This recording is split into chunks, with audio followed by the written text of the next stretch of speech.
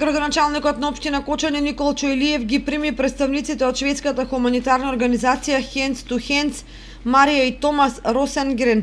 Во присуство на доктор Борка Панова, директорка на Општа болница Кочани, се разговараше за можностите за реализација на донација на опрема, апарати и медицински помагала за потребите на болницата. Правиме напори за подобрување во сите сфери на локално живење. На кочанското здравство му требаат и апарати и опрема, а ние како општина ќе помогнеме во административниот дел и во организацијата за покривање на трошоци што се создаваат при примање донации. Задоволни сме што воспоставивме контакт со невладина организација која досега има богато искуство во донирање во Македонија. Очекувам овие иницијални запати да дадат успех, а ние, граѓаните на Кочани, да знаеме да бидеме благодарни и да го цениме тоа, рече градоначалникот Никол Чојлиев.